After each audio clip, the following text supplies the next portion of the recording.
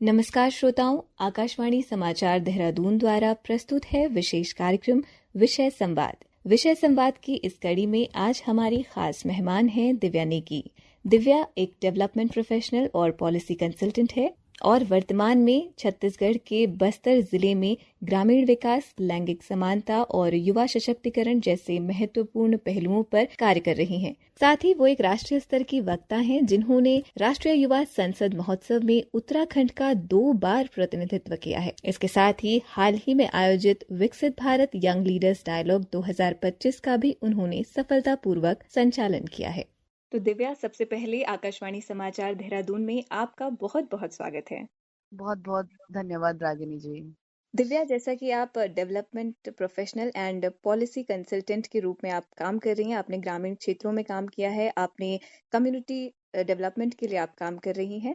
तो इन सब पे आने से पहले मैं ये जानना चाहूंगी कि आपकी बुनियादी शिक्षा और आपका जो बचपन रहा है वो किस तरीके का रहा है? तो रागिनी जी, मैंने अपनी प्रारंभिक जो शिक्षा है बचपन की, वो मैंने जी 8वीं तक की टिहरी गढ़वाल जिले के एक गांव है सुनार गांव कांडीखाल, जी वहां से पूर्ण करी है। और उसके बाद फिर 9th ऑनवर्ड्स मुझे देहरादून रखा गया मेरे पेरेंट्स द्वारा। उनको लगा कि मैं थोड़ा सा पढ़ने में ठीक हूँ।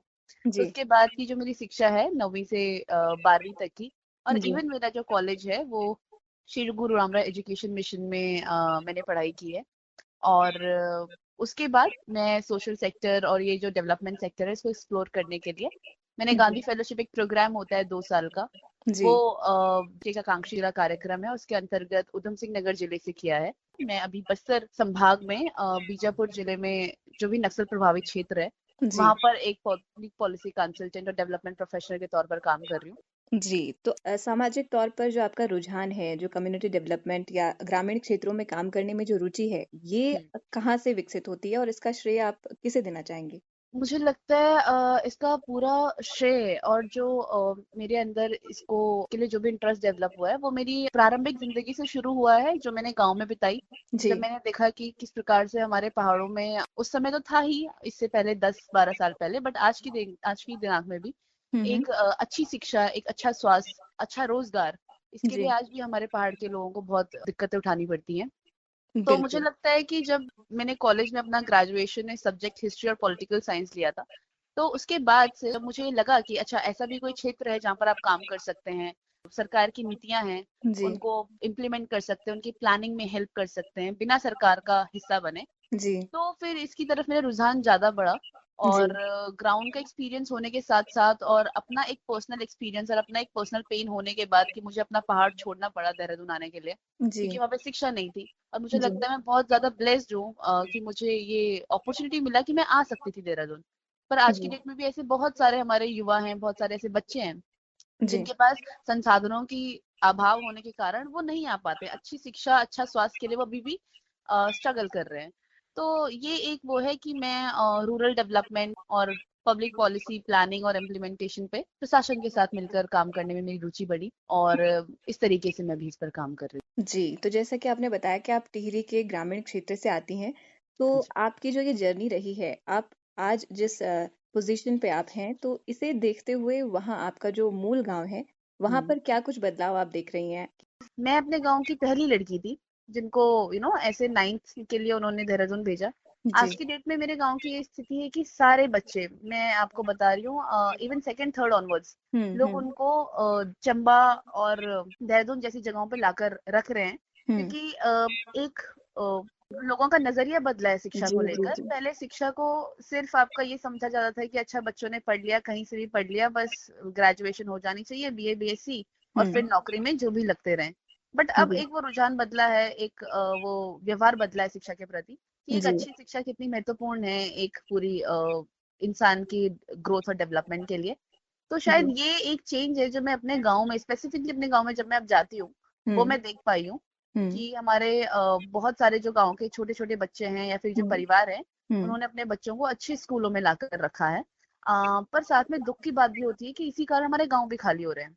जी, मैं ये जानना चाहती हूँ कि आपने कहा बस्तर में आप जिस जगह काम कर रही हैं वो उत्तराखंड से उसकी चाहे आप कल्चरल डिफरेंसेस यानी कि सांस्कृतिक भेद देख लीजिए या भौगोलिक स्थितियाँ देख लीजिए, बहुत अंतर है। तो कितना चैलेंजिंग रहा आपके लिए उस जगह में काम करना, वहाँ के लोगों के साथ खास तौर पर काम करना और क्या अनुभव आपके वहाँ पर रहे हैं?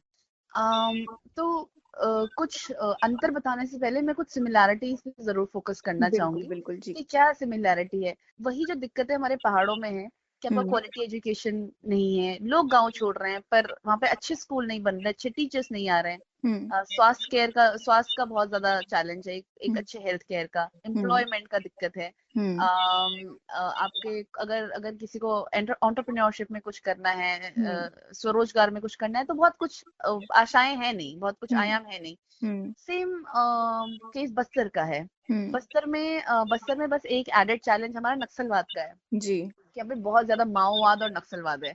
कि हुँ, आपके बहुत सारे गांव हम वहां पर इसलिए नहीं पहुंच पाए हैं क्योंकि वो नक्सलवाद प्रभावित है, वहां से ग्रसित है। हुँ, प्रशासन नहीं पहुंच पाया है, पिछले तीन हुँ, चार दशकों से वहां पर हम नहीं पहुंच पाए। तो हुँ, शिक्षा, स्वास्थ्य और आपके रोजगार का अभाव दोनों जगह पे एक जैसा है। बस जी। हमारे पहाड़ों में हम भौगोलिक परिस्थिति की वजह से नहीं पहुंच पाते, हुँ, बस्तर में हम नक्सलवाद और माओवाद की परिस्थिति से नहीं पहुंच पाते। दूसरी सिमिलैरिटी है कि दोनों के जो लोग हैं हुँ, प्रकृति प्रेमी हैं, हुँ, कि वो प्रकृति से उतना ही लेंगे जितना उन्हें चाहिए। तो जी। वो प्रकृति को नुकसान नहीं पहुंचाएंगे। और आज की डेट में हम सस्टेनेबल डेवलपमेंट गोल्स की बात करते हैं, हम करते हैं कि जो हुँ, विकास है वो हुँ, सस्टेनेबिलिटी के साथ चलना चाहिए, वो हुँ, इन्वायरमेंटली कॉन्शियस होना चाहिए, ताकि हुँ, हमारी जो आने वाली पीढ़ी है वो भी हुँ, उसका उतना ही लाभ उठा पाए जितना हम उठा हुँ, रहे हैं। हुँ, तो एक मुझे ये सिमिलैरिटी लगती है। हुँ, तीसरा, बहुत ही ज्यादा सीधे लोग हैं। हुँ, हमारे पहाड़ी लोग बड़े सीधे होते हैं, हुँ, बहुत ही मिलनसार होते हैं। तो बस्तर के जो ट्राइबल जनजातियां हैं वो भी बहुत हुँ, मिलनसार हैं, बहुत सीधे हैं। साथ में हमारे यहाँ पर हम अपने लोकल देवी देवता को बहुत मानते हैं। जी। बस्तर में भी वो प्रथा है कि वहाँ पर लोकल डीटी होते हैं। हुँ, अंतर की अगर मैं बात करूं तो अंतर ये है कि हमारे उत्तराखंड में कम जी, से कम आपको सेफ्टी सिक्योरिटी का चैलेंज नहीं है। जी। लोगों के पास अगर आकांक्षाएं हैं कि उन्हें अच्छी शिक्षा चाहिए, हुँ, तो वो उनके हाथ में है कि वो अपने विकास को परिभाषित कर सकते हैं। हुँ, पर बस्तर में ऐसा नहीं है। हुँ, बस्तर में जो आम आदमी है उसके हाथ में अपना विकास परिभाषित करना नहीं है। हुँ, या तो वो जो नक्सलवाद है उससे जी। ग्रसित है, उसके हुँ, पास ना बाहर जाने के आयाम है, ना बाहर जाने की चॉइसेस है। हुँ, प्रशासन जितनी भी प्रयास कर रहा है, हुँ, उस प्रयास के बेसिस पे भी जिस प्रकार का विचारधारा का ब्रेन वॉशिंग हो रखा है, हुँ, उसमें लोगों को अपने साथ जोड़ना बहुत मुश्किल है। तो ये मुझे बहुत बड़ा अंतर लगता है जी। कि हमारे उत्तराखंड के लोगों के पास अगर संसाधन नहीं है, पर हुँ, उनके पास अपना एक विचार है, अपनी एक फ्रीडम है, जी, अपनी एक स्वतंत्रता है अपने विकास को परिभाषित करने की। जी। पर वो मुझे बस्तर में देखने को नहीं मिला। वहाँ का जो हमारा जनजाति है, हुँ। उनको भी स्ट्रगल करना पड़ रहा है प्रशासन और नक्सलवाद के बीच में। तो कोई उनसे नहीं पूछ रहा है आपको कैसा विकास चाहिए। तो ये मुझे थोड़ा सा थोड़ा नहीं, बहुत बड़ा अंतर लगता है। बस्तर में काम करने का मेरा अनुभव बहुत ही ज्यादा यादगार है, बहुत कुछ सिखाया है मुझे बस्तर ने।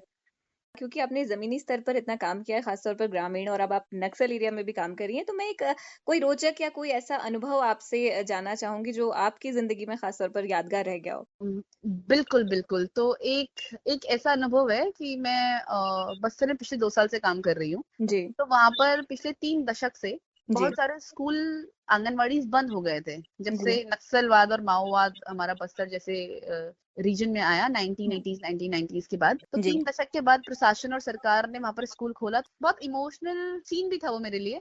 बट जी, एक एक तरफ से एक एक अंदर ही अंदर एक खुशी की लहर थी कि मैं सड़क के पिछले साल की ये बात है, जी, गाँव के बीच से एक सड़क जा रही है। गाँव है बीजापुर के गंगलुरु क्षेत्र में कांवड़ गाँव। जी, तो बहुत अंदरूनी गाँव है, वहाँ पर अभी पहली बार सड़क गई है, इलेक्ट्रिसिटी नहीं गई, हैंडपंप नहीं गया, पानी नहीं गया, पहली बार जा रहा है। तो वहाँ पर हुँ, सड़क बाईं तरफ में देख रही हूँ कि एक लाल रंग में रंगा हुआ नक्सल स्मारक है, और हुँ, सड़क के नक्सल स्मारक के जस्ट ऑपोजिट हुँ, आपका बैम्बू के डंडों से टेम्पररी एक शेड में एक प्राथमिक शाला शुरू करी गई है। तो वो मेरे लिए बड़ा आश्चर्यचकित भी बोलूंगी, एक खुशी वाला ओवरवेलमिंग वो भी जी, था, ओवरवेलमिंग था कि किस प्रकार से हमारे जो आम जनता है उस गांव की या फिर उस ऐसे क्षेत्रों की, उन्होंने आज तक कभी विकास को उस प्रकार से डिफाइन नहीं कर पाए, अपने लिए डिसाइड नहीं कर पाए। पर जब मैं देख रही थी कि सारे के सारे गांव वालों के, चाहे वो बूढ़े हो, चाहे वो जो बच्चे हों जिनको अभी यूनिफॉर्म मिला था, वो यूनिफॉर्म पहन के स्कूल के अंदर जा रहे हैं, तो उन सबकी जो पीठ है वो नक्सल स्मारक की तरफ थी और आंखें जो थी वो स्कूल की तरफ थी। बहुत ही बड़ा संदेश इस आपके अनुभव ने हमें भी दिया है। तो दिव्या, आपसे बात करके बहुत अच्छा लगा हमें। आप बहुआयामी प्रतिभा की धनी रही हैं और हम उम्मीद करते हैं कि आप इसी तरीके से तरक्की करें और उत्तराखंड और अपने पूरे देश का नाम रोशन करें। बहुत-बहुत शुक्रिया दिव्या।